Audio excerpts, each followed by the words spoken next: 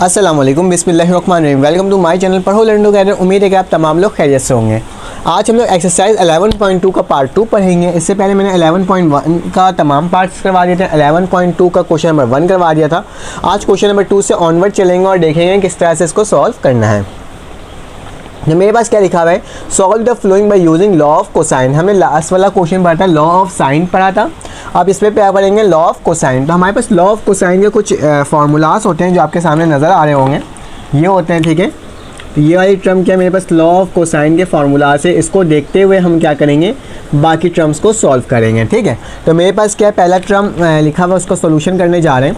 तो मेरे पास क्या चीज़ें गिवन है, अल्फ़ा की वैल्यू गिवन है किसके बराबर, 78.2 डिग्री, ठीक है।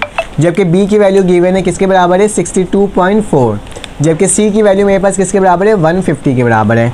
हमें निकालना क्या है, हमें एक ट्राइंगल सॉल्व कर रहे हैं, ठीक है। Solve the following by using law of cosine, triangle को सॉल्व कर रहे हैं, ठीक है। तो मेरे पास यहाँ पे बीटा गायब है, ठीक है, और मेरे पास क्या गायब है, गैमा गायब है, और साथ साथ मेरे पास ए गायब है, ठीक है। ये तीन चीज़ यहाँ पे गायब है, ठीक है। एक ट्राइंगल होता है मेरे पास, जैसे मैं यहाँ पे बना देता हूँ एक ट्राइंगल, ठीक है। मैंने ये एक ट्राइंगल बना दिया, थोड़ा इस तरह का बना दो, जैसे ही बनाना है बना सकते हो, ठीक है। ट्राइंगल होता है, ठीक है। मैंने कुछ इस तरह का एक ट्राइंगल बना दिया है, जिसके अंदर मैंने लिखना है अल्फ़ा, नाम लेना है। ए के सामने वाला स्मॉल ए, बी के सामने वाला स्मॉल बी, और सी के सामने वाला स्मॉल सी, ठीक है। अल्फ़ा ये, बीटा ये, गैमा कौन सा, ये, ठीक है। अब वैल्यूज़ देख लो कौन कौन सी गिवन है। मेरे पास अल्फ़ा की वैल्यू है 78.2, तो क्या लिख दूँगा, 78.2 डिग्री, ठीक है। जबकि मेरे पास यहाँ पे बी और सी की वैल्यू बाकी है। बी की वैल्यू क्या है मेरे पास, 62.4, तो क्या लिख दूँगा, 62.4। जबकि मेरे पास ए की सी की वैल्यू है 150, तो क्या लिख दूँगा, 150 लिख दूँगा, ठीक है। ए की वैल्यू हमें निकालना है, फाइंड आउट करना है, और गैमा और बीटा की वैल्यू को भी क्या करना है, फाइंड आउट करना है। तो चलो आज जो इसको निकाल के देखते हैं और देखते हैं किस तरह से सॉल्व हो रहा है। सिर्फ फार्मूला लगाना है। अब देखो मेरे पास ए है, ए में देखो क्या है मेरे पास, ए का स्क्वायर बराबर है बी स्क्वायर प्लस सी स्क्वायर माइनस 2bc का कॉस अल्फ़ा। अब देखो मेरे पास ए की वैल्यू कैसे निकल सकती है, बी की वैल्यू मेरे पास गिवन है, सी की वैल्यू भी मेरे पास गिवन है, माइनस 2bc वही आ गया, कॉस अल्फ़ा की वैल्यू भी मेरे पास क्या है, गिवन है। तो हम लोग क्या है, फार्मूला लगा करके ए की वैल्यू को फाइंड आउट कर सकते हैं। तो चलो आ जाओ, अकॉर्डिंग टू फार्मूला हमारे पास क्या हो जाएगा, मेरे पास आ जाएगा, मैं अपना मार्कर चेंज कर लेता हूँ। तो मेरे पास क्या आ जाएगा, मेरे पास आ जाएगा ए का स्क्वायर बराबर होता है किसके, बी स्क्वायर प्लस सी square minus 2bc cos alpha के। तो मेरे पास ए की वैल्यू कैसे आएगी, ए का स्क्वायर वैसे लिखूंगा, बी की वैल्यू ज़रा देखो क्या है, 62.4 का होल क्या हो जाएगा, स्क्वायर हो जाएगा। फिर मेरे पास कौन सा निशान है, प्लस का निशान है। सी की वैल्यू क्या है, 150, तो 150 का क्या हो जाएगा, होल स्क्वायर आ जाएगा, ठीक है।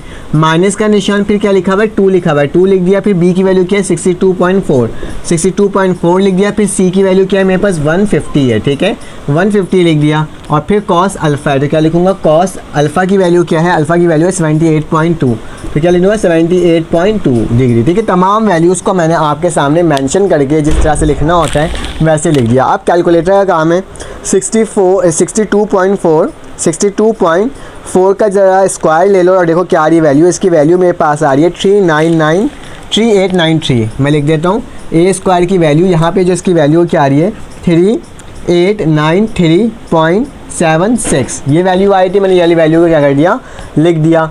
अब प्लस का निशान डाला, 150 का स्क्वायर ले लो, मैं क्या लिखूंगा, 150 लिखूंगा और इसका स्क्वायर ले लूँगा, तो मेरे पास आएगा 22500, ठीक है। तो ये मेरे पास टर्म आ रही है, तो मैंने यही टर्म आपके सामने लिख दिया। अब कौन सा निशान है, माइनस का निशान है, ये इससे मल्टीप्लाई होगा, ये इससे मल्टीप्लाई होगा। तो मैं 2 को अगर मल्टीप्लाई कर दूंगा किससे, 2 को अगर मल्टीप्लाई कर दूंगा 62.4 और उसको भी मल्टीप्लाई कर दूंगा 150 से, तो मेरे पास क्या वैल्यू आ जाएगी, 18720, तो क्या लिख दूंगा, 18720, ठीक है, लिख दिया। और उसके बाद लिखा है कॉस 78.2, ये भी मल्टीप्लाई हो रहा था, लिखता हूँ कॉस 78.2 की वैल्यू देख लेते हैं क्या आती है मेरे पास आती है 0.2004, मल्टीप्लाई हो जाएगा 0.2044, ठीक है। तो मैंने ये टर्म आपके सामने लिख करके दिखा दी। अब क्या करना है, सिंपली मल्टीप्लाई और माइनस प्लस करना है। इसको इससे प्लस कर लो तो मेरे पास क्या आ जाएगा, 3893.76 को प्लस कर दूंगा मैं 22500। फिर मैं इसको लिखूंगा क्या आ जाएगा मेरे पास इसकी वैल्यू आ जाएगी 2, एक मिनट मुझे प्लस करना था ना, मेरे पास क्या आ जाएगी इसकी वैल्यू, एक बार फिर से प्लस कर देता हूँ मैं, क्या लिखता हूँ 3893.76 प्लस बाय 22500। तो मेरे पास क्या आ रही है इसकी वैल्यू, आ रही है 26, क्या आ रही है 26393.76 माइनस का निशान, इसको इससे मल्टीप्लाई कर लेता हूँ, देखता हूँ क्या वैल्यू आ रही है 18720 मल्टीप्लाई बाय 0.2044। तो मेरे पास इसकी वैल्यू क्या आ जाएगी, इसकी वैल्यू आ जाएगी 3826.368। अब इसको इससे माइनस कर देना है, ठीक है। आंसर को क्या करना है, माइनस करना है किससे, 26393.76 माइनस कर ले रहा हूँ आंसर से। तो मेरे पास इसकी वैल्यू आ रही है 25, ये वाली वैल्यू आ रही है, लिख देता हूँ। ए स्क्वायर की वैल्यू क्या आ रही है 225 आ रही है, क्या आ रही है 22567.392, ठीक है। कैलकुलेशन ही है सिर्फ और कुछ भी नहीं है। अब क्या करोगे, टेकिंग रूट ले लोगे, क्योंकि मुझे स्क्वायर वाली टर्म नहीं चाहिए। Taking root on both side, हम लोग रूट ले लेंगे दोनों साइड। तो कैसे आ जाएगा, ए के ऊपर स्क्वायर है और इस पूरे के ऊपर क्या आ जाएगा, मेरे पास रूट लग जाएगा, ठीक है। स्क्वायर से रूट कैंसिल आउट, तो मेरे पास ए की वैल्यू देख लेता हूँ क्या आ रही है। मैं क्या करूँगा, आंसर का क्या ले लूँगा, रूट ले लूँगा, ठीक है। आंसर का मैं क्या ले लूँगा, रूट ले लूँगा। तो मेरे पास इसकी वैल्यू फाइनल आ जाएगी। तो मेरे पास क्या आ गई, 150 आ गई, क्या आ गई 150.224 लिखा हुआ है। तो इसको अप्रॉक्सीमेट आप 50 भी ले सकते हो, ठीक है। 150 भी ले सकते हो, चाहे तो ये लिख लो चाहे ये लिख लो। अभी इन सब में हमारे पास सिर्फ और सिर्फ ए की वैल्यू निकली है, ठीक है। अब क्या करना होगा, अब हमें बीटा की वैल्यू निकालनी है। तो बीटा के लिए भी सेम ये वाला फार्मूला लगा दें कि बी का स्क्वायर बराबर है ए स्क्वायर, इसकी वैल्यू भी मालूम है, इसकी वैल्यू भी मालूम है, इसकी वैल्यू भी मालूम है, 2ac की वैल्यू भी मालूम है। तो कॉस बीटा की वैल्यू क्या हो जाएगी, निकल जाएगी, ठीक है। तो चलो आ जाओ कॉस बीटा की वैल्यू निकालते हैं। तो मैं एक सबसे काम करता हूँ, ये मैं डायग्राम जो बनाया हुआ ना इसको मिटा देता हूँ ताकि यहाँ पर हम लोग काम कर सकें, ठीक है। आ जाओ, तो चलो इसको काम करते हैं और देखते हैं किस तरह से ये बनेगा हमारे पास। मैं फार्मूला लगा देता हूँ। फार्मूला क्या है मेरे पास, b का स्क्वायर बराबर होता है a square plus C square minus 2ac और कॉस बीटा।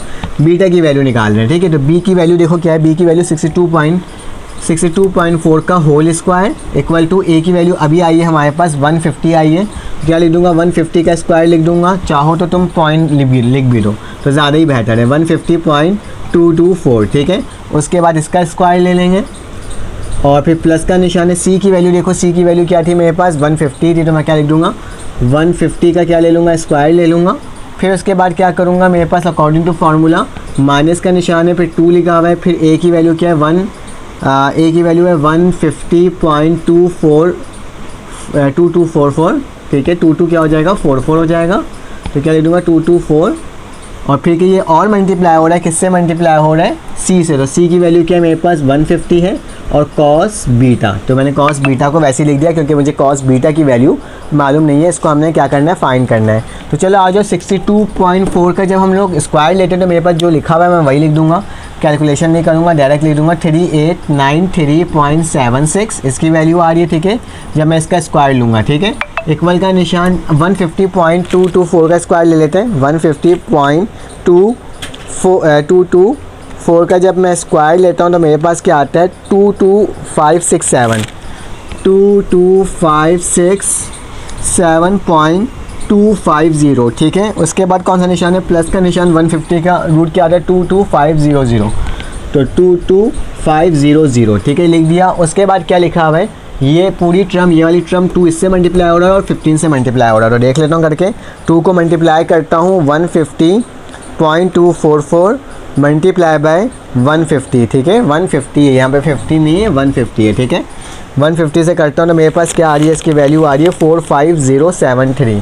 तो क्या लिख दूँ, यहाँ जगह नहीं है, माइनस का निशान डाल के क्या लिख देता हूँ 45073.2, ठीक है। और फिर क्या आ जाएगा, कॉस बीटा आ जाएगा। तो मैंने कॉस बीटा को वैसे ही लिख दिया। अब इसकी कैलकुलेशंस कर लेते हैं कि मुझे क्या करना है, पहले सबसे पहले तो इन दोनों को प्लस कर लेना है। तो मेरे पास कैसे हो जाएगा 22767.250 प्लस हो रहा है, किससे हो रहा है ये 22500 से, ठीक है।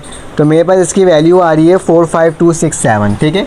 3893.76 वैसे ही रहेगा, इक्वल का निशान 45267.25, फिर कौन सा निशान है, माइनस का निशान है 45073.2 कॉस बीटा, ठीक है। अब क्या करता हूँ, ये यहाँ पे प्लस में इक्वल टू के बाद आगे क्या हो जाएगा, नेगेटिव में हो जाएगा। तो चलो आ जाओ, इसको मैं इक्वल टू के बाद ले जाता हूँ। तो क्या हो जाएगा 3893.76 माइनस 45267.25 इक्वल टू माइनस का क्या आ जाएगा 45073.2 कॉस बीटा, ठीक है। तो ये जिस तरह से लिखा हुआ है मैं उसी तरह से इसको क्या कर रहा हूँ, लिखते जा रहा हूँ और देखते जा रहा हूँ कि कैसे सॉल्व हो रहा है, ठीक है। अब क्या करना होगा, अब दोनों को माइनस करवा देना होगा और देखना होगा माइनस करके मेरे पास क्या आंसर आ रहा है। तो मैं इसको थोड़ा सा नीचे कर लेता हूँ।